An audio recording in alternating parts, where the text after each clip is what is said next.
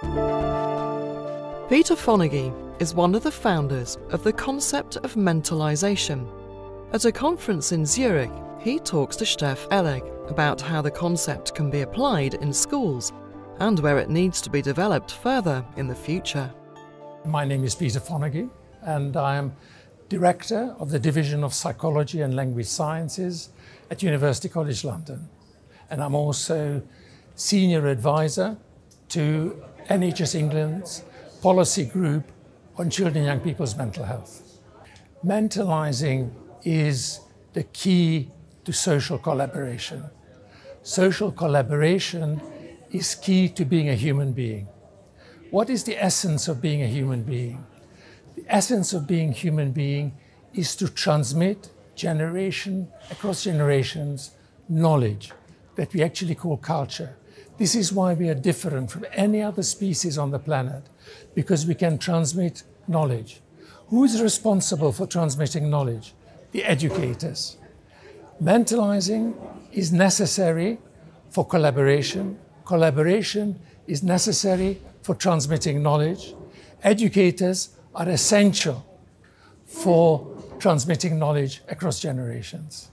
So mentalizing is a key part of what educators do when they work well with children to facilitate the transmission of knowledge by establishing a collaborative stance with the children and young people that they look after. What does attachment theory is key to mentalizing? It's key because you learn when you are with someone with whom you feel safe. Children look around the world and ask themselves, who can I trust? Because their genes tell them that they have to be cautious, they have to be vigilant. So they identify the people who are interested in them. Those are the people they will get attached to. And that is the key to the relationship between mentalizing and attachment. You attach to someone, you become interested in their mind, and from their mind, you learn about yourself. When a connection is made between the child and the other person, attachment opens a door through which knowledge and information can travel. Creates like an epistemic and knowledge superhighway. Without attachment, there is caution, there is vigilance. That's the default. With attachment, we trust, we are safe, we can learn. To open ourselves to others, open ourselves to others, open ourselves to knowledge from others, to learn from others. When children or young people feel that they cannot trust, then their mind is closed. They understand full well, but they do not regard what they learn as something that's relevant to them, that they should remember, that's generalizable. It goes in one ear, it comes out the other. So what we really need to do is make sure that children feel open, trusting, and they see us as trustworthy, as worthy of trust, if we want to be good educators. There are very large studies that show what makes a good teacher. And there are a few factors that clearly identify a good teacher. The main underlying commonality in that is that a teacher is a good teacher when they can show they understand the pupil, when they can show they know how the pupil is situated in regard to their own knowledge, and when they can show that they are aware of the student as an individual. Those are the teachers who we remember and who we learn from. All the other teachers from our past we forget. But we remember those one or two teachers who really knew us.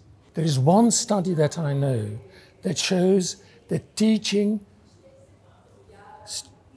trainee teachers about mentalizing improves their capacity to create social emotional cognition in the children, perspective taking and so on. But I only know one study.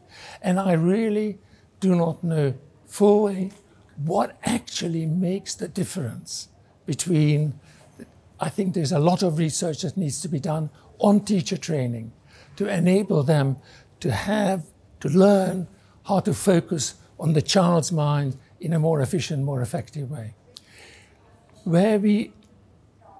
Mentalizing used to be a dyadic concept between me and you, between two people.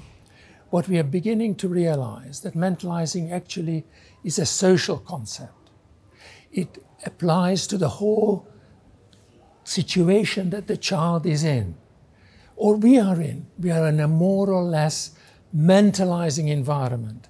A classroom can be more or less mentalizing. And that the quality of that environment, the quality of the social context affects us in terms of our capacity to trust others. That is what goes beyond mentalizing. How we translate a concept that's ultimately about me understanding you and you understanding me into something that is us as a group understanding each other, and how we create an environment that's worthy of trust without creating small worlds around us where it feels safe, but actually it's just an echo chamber where we just listen to things that we already know to be right.